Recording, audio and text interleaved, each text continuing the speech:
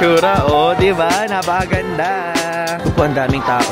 Oh my God, ang dami talagang tao. Alam nyo, dito na-observe ko lang, merong mga open and close. Ito, oh, kasama niyo yung mga kids nyo. Pwede nyo sila dito dalhin. Wow. Ay, ang ganda pala dito. Ayan, bago kayo lumabas, makikita niyo yung mga shop. Hello guys! I'm back again with another video. At ngayon po, sa video na to, tayo ay pupunta sa Everland dito sa South Korea. And actually, Everland, isa siyang amusement park, okay? So, para siyang EK, para siyang Hong Kong Disneyland, para siyang Star City, na kung saan ay isa sa mga famous yon dito sa Korea. And aside from that, meron ding Lotte World, pero sa mga susunod na vlog natin yon itatakal. And ngayon, tara, let's go din sa mismong pick-up point dahil medyo malayo po yung mismong Everland here sa mismong Myeongdong.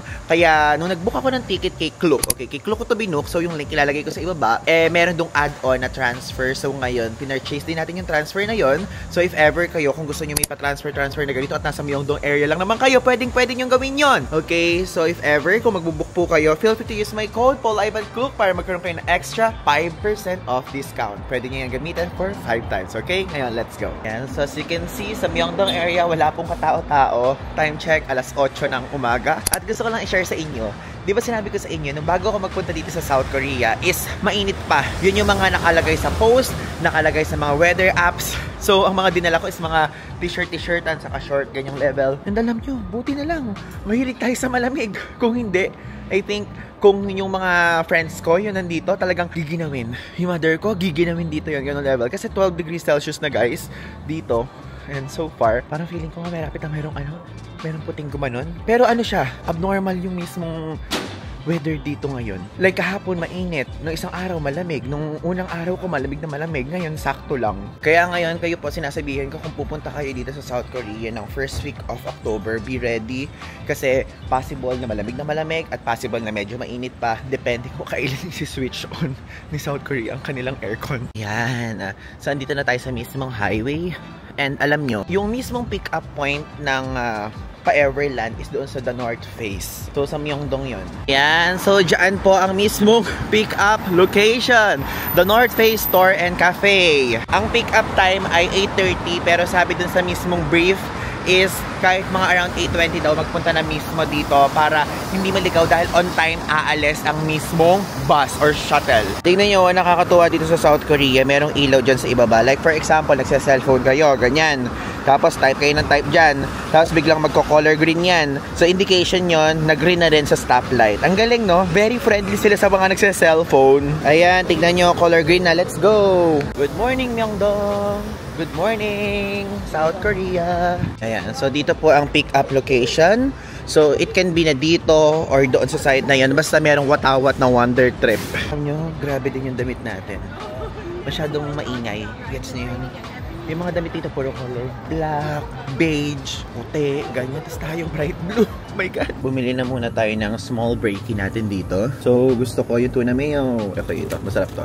This is very delicious. Ito yung favorite ko. Tuna mayo rice. So 1,101 isa nito. Tapos ayun yung famous na coffee. Yung naka-pouch. Tapos lalagay mo sa mismong cup ng ice. Pero sa separate vlog yan.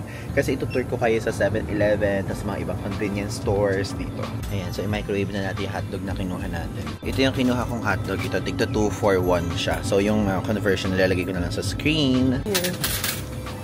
Thank you.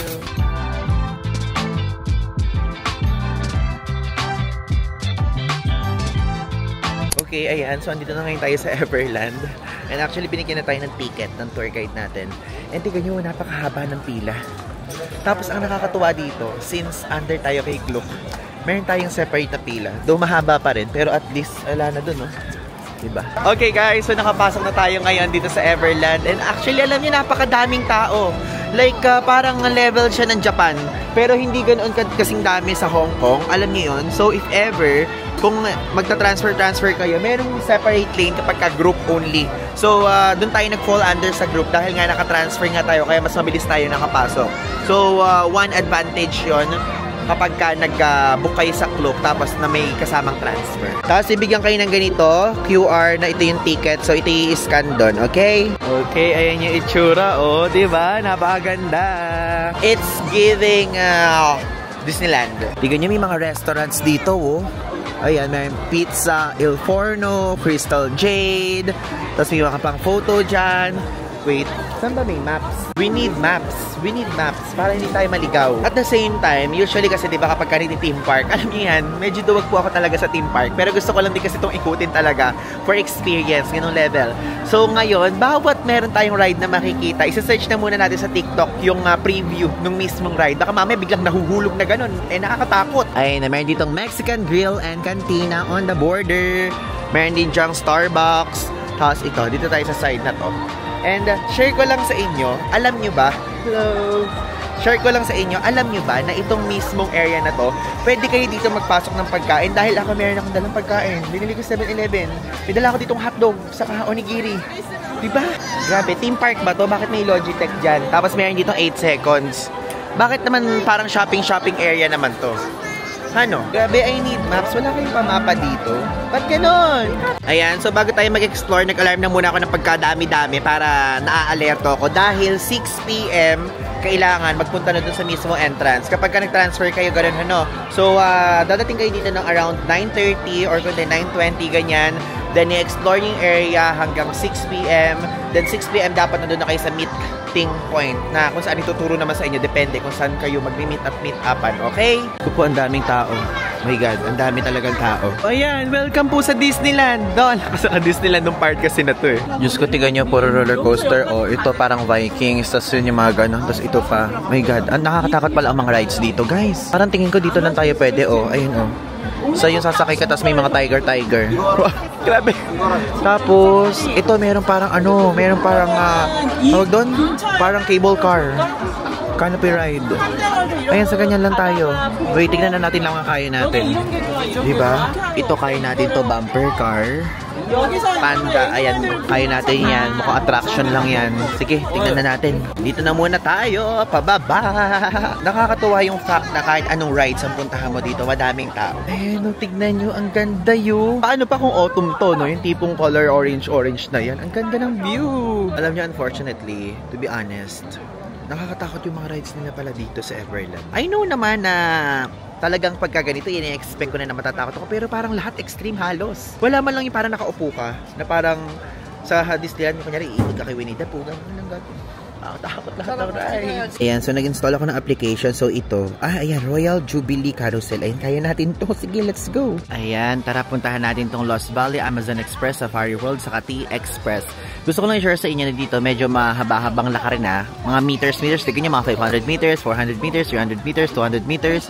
So, let's go. And ano siya? Parang pababa ng bundok. That's yun. Ayan, so since nakita natin nagkakainin na yung mga tao dito, kumain na muna tayo. Dahil di pa tayo nagbe-breakfast. Anong oras na, di ba? So, ito yung binili natin sa 7-Eleven. Buksan natin. Itong area na kung nasan tayo ngayon, ay puro mga Zuzu. So, mag-expect kayo ng mga susunod na clip dito, ay puro Zuzu. Ayan. Hotdog. Eat. Lumamig na siya. Hindi niya ganun ka-init. Anghang pala ito. Maanghang na medyo parang organic yung lasa na medyo garlicky. Ngayon, papakita ko na naman sa inyo itong favorite ko. Itong tuna mayo rice, ang 7-Eleven na onigiri. Ang sarap nito. 1,100 Korean won lang. And so far, alam nyo, mas type ko siya kumpara kumpara yung nasa Japan. Kasi mas madaming laman. Ayan, so tignan nyo, katabi lang pala ng inuupuan natin yung sea lion. Ang galing, zoo. Ayan, tapos sa area na to yung tiger. Wait, ba't ala ako nakikita ng tiger? Ay, andun yung tiger. Nasa likod na naman siya. Ayan, tignan nyo. Ayun. Hello, tiger. Grabe, nahihiya ako yung staff dito, tinanong ko kung asan to. Yung Royal Jubilee Carousel.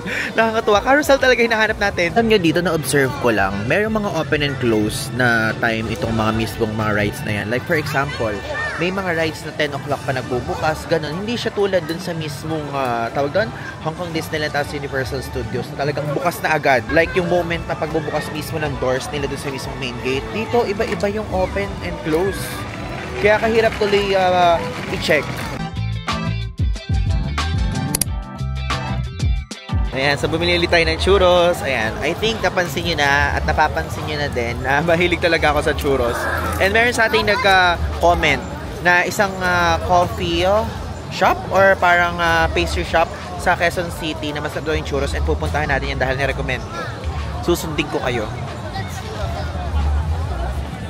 Sarap!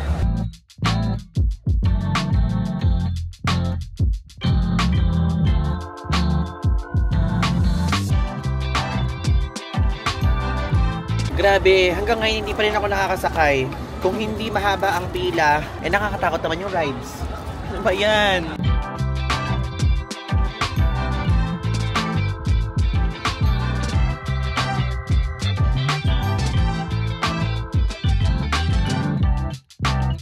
Tignan nyo, ayan, meron dito ang Skyway. Sakyan natin mamaya yan. Kasi according sa application ng Everland, ay magbubukas daw ito ng 12 o'clock. Ayan, finally, makakasakay na tayo. Diyos ko Lord, carousel ang una natin nasakyan. Okay, ayan na, malapit na tayo dun sa pinakapila. Dito tayo sasakay sa mga kabayo lang. Huwag na tayo sa loob para may extra thrill man lang.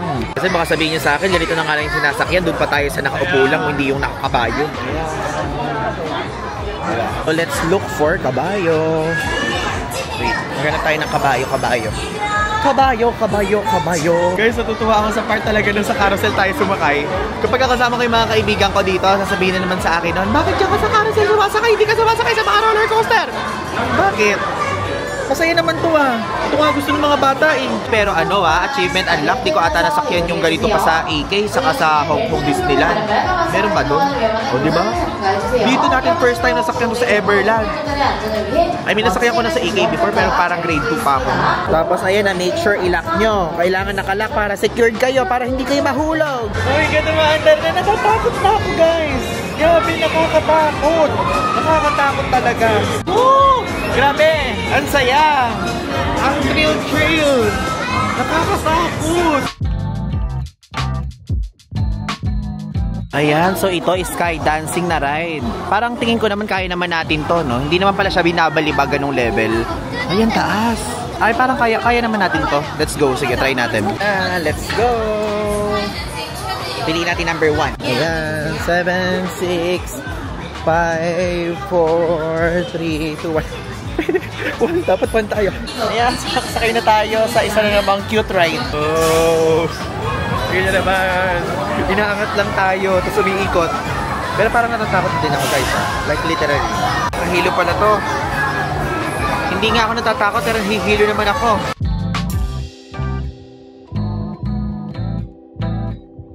Okay, so nakakadalawang rides na tayo. Try naman natin ngayon yung Ferris wheel. Ayun, tingnan nyo, mayroon pa ditong rides na ganyan. Saka ito. Ayun, as you can see, car naman dito. Gusto ko sana sakyan yan. Kaya lang, bibigay ko na sa mga bata yun. Kasi parang may height limit din eh. Parang lagpas na ako sa height. Tignan nyo naman yung Ferris wheel. Pumunta pa tayo dito, galing dun sa ibaba mismo. Pinanik pa natin to. Tapos, sarado. Bakit yung mga okay na ride sarado? Tinitingnan ako ng mga Koreans. Siguro sinasabi din, ano ba sinasabi na to? Patagi-inart. Ito kasama niyo yung mga kids nyo. Pwede nyo sila dito dalhin. Actually, dito mismo sa Everland, madaming rides sa pambata. Kaya lang, hindi tayo pwede doon. Dahil hindi na nga tayo bata. Gets na yun? So, if ever, kung maliit lang tayo, pwede tayo sa mga ganyang rides. So, dami. So, kung yung pang middle age, I mean yung pang age natin na mga 25 years old, di na pwede sa ganyan. Pero tayo, hindi din naman natin kaya sa mga extreme rides. Diba? So, I think, ang sole purpose na lang nitong vlog na to ay para i-tour sa mga happenings dito. Ayun, tignan nyo, tulad dito. Para siyang sa Star City naman na ginagano lang, pero yung chill ride. Pero parang natatakot pa din ako kahit ganyan.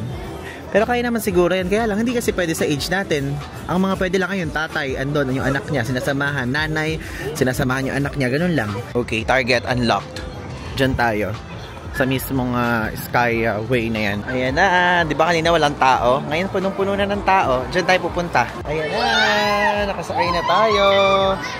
Diba? So mag-isa lang tayo nakasakay kasi pwede naman, pwedeng 2, pwedeng 3, pwedeng 4, maximum mga 4. Pero meron ako nakita kapag pamilya, lalo na kung baby yung kasama, pwede namang 5. Ganun. So yan, as you can see, yung bag ko nasa harapan, tapos meron namang net dito sa likod. So if ever, kapag mahulog sa bulsa niyo yung phone nyo, is may sasapaw. Ayan ang itsura.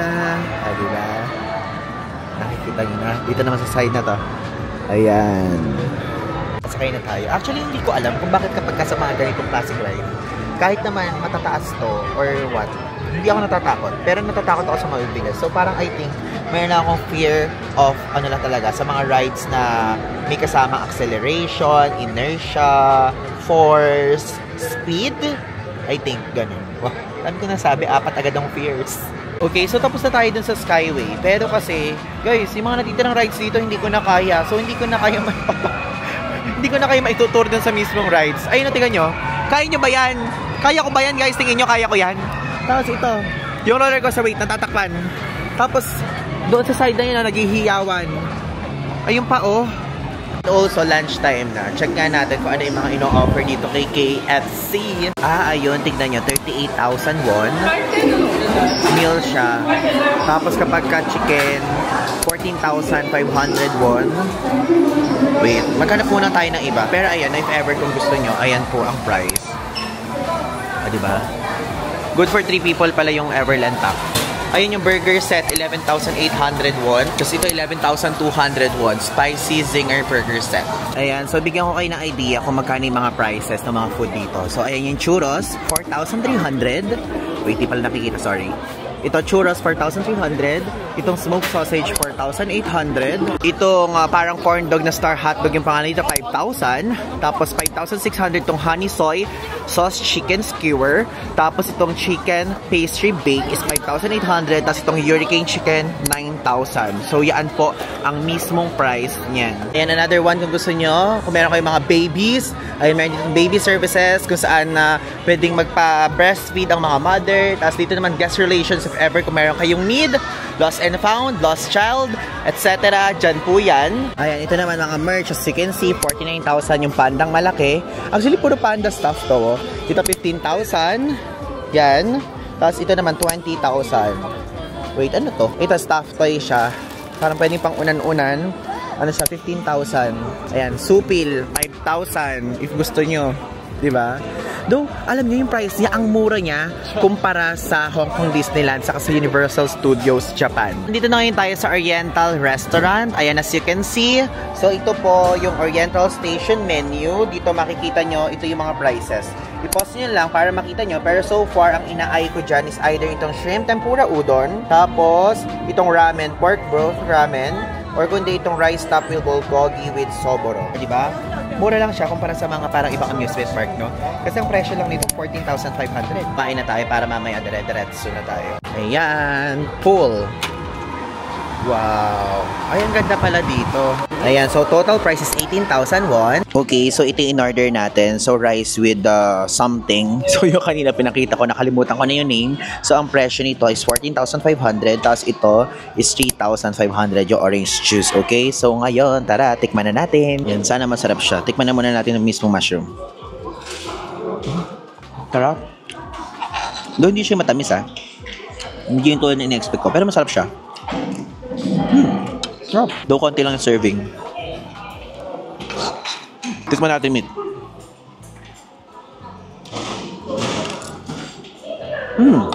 Yung lasa niya gusto ko. Pero yung texture ng meat o yung luto ng meat, di ko gusto. Pero yung taste ng meat gusto ko. Para medyo rough. Doon hindi siya ganun kaalat. Sakto lang. And meron pa akong hinahanap na something sa mismong lasa niya.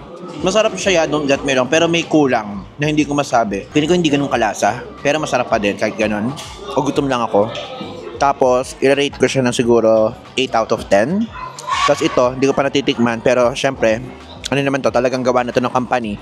Minute made lang yung lasa niya, so pwede na. Knowing na nasa amusement park tayo, diba? Okay, ngayon sumakay naman tayo ng Sky Cruise. Diba kanina yung sinakyan natin Skyway yun? Ito naman Sky Cruise, which is parang cable car siya. Ayan, yung itsura ng Sky Cruise. Parang yung sinasakyan natin sa Singapore, saka sa Genting. Okay, ayan na yung Sky Cruise. O, diba? Cable car na cable car ang dating. Hindi yung tulad kanina na parang walang ganun. Galing naman dito sa South Korea. Solo. Hindi nagpapasharing. Nag-solo ko yung mismong number 12. Galing! Oh. Okay naman siya. Wala namang nakakatakot. Pero parang ang bilis. Yung tsura yun. Tapos guys, tignan nyo. Wait, papakita ko sa zoom ko Ayun o, nagpapalitan ng color yung mga leaves. Nagiging color orange na, nakakatuwa. Grabe naman po itong cable car na to. Napakabilis naman. Para naman nagmamadali. Ang nakalagay doon, 90 seconds. yung mismong duration ng ride na to. Kaya lang, bakit naman puro sticker? Tingnan mo, wala na tuloy akong makita dito. Yan. Bukas na, let's go. Ayun, kung gusto niyo ng ganyang ride. Oh, para siyang umiikot-ikot lang na Vikings. Pwede niyo i-try. Mukhang hindi siya gano'n nakakatakot, pero hindi ko pa rin gusto. So guys, share ko lang sa inyo, meron tayong chocolate, which is itong Fix na pistachio chocolate. And actually, binili ko sa friend ko. So, meron siyang business sa Dubai. And actually, ano yan, pauwi-uwi. Yung sister niya from Dubai. And fresh natin tong mabibili. If ever kung gusto nyo, ilalagay ko yung kanyang username dito sa screen para mabili nyo din. Ano? So, mura ko lang siya nabili. Gano'n ko ito nabili? 1.3 ba o 1.4 lang? O diba? Mura lang. Kaya if ever kung gusto nyo, bumili po kayo nito sa kanya. Ngayon, tara, kainin na natin. So guys, ayan, tinikman na natin. Masarap siya. Kaya grabe expectation ko. Yung taas ng expectation ko. Kasi mahilig ako sa pistachio. Super hilig ko. Masarap siya pero iba talaga expectation ko. Or dahil hindi siya yung parang may makinakailangan to na temperature. Top. Yun pala yung parang crunchy, no? At medyo makapal yung chocolate, oh. Okay, so finally, tapos na tayo and pa-exit na tayo ngayon dito sa Everland. Time check, it's already 5:10 PM and ang usapan namin is 6 o'clock. Eh, gusto ko before sa call time, andun tayo para hindi natin sila pag-intayin. And okay, ngayon sabihin ko na yung personal verdict ko, review ko dito mismo sa Everland. So ako po, parang for me, hindi siya ganun ka-friendly sa mga medyo scared sa rides. Kasi super extreme na mga rides. Kapag ka naman yung opposite, super pambata naman to the point na parang makokonsensya kapag sasakay ka doon, ganung level. So ako, hindi ko ganong na-enjoy yung rides, to be specific and to be honest. Pero na-enjoy ko yung pag-iikot-ikot lang. Yung parang sightseeing lang, tinitingnan ko lang yung mismo mga buildings, yung mga architecture, yung mga ganap, ganun. And so far, okay naman. Plus, yung food dito, hindi ganoon kamahal. Kumpara sa mga food sa Universal Studios, at kumpara din sa food sa mga Disneyland, okay? So, medyo okay naman siya. Though hindi mura ha, knowing na nasa Korea naman tayo, at the same time, consider nyo din na nasa amusement park. So yun, okay naman sa akin yung experience dito. And I think, kung mahilig ka sa rides, pwedeng-pwede ka dito. At kung meron ka naman mga kasamang kids, pwedeng-pwede ka din dito. Or family, ganyan.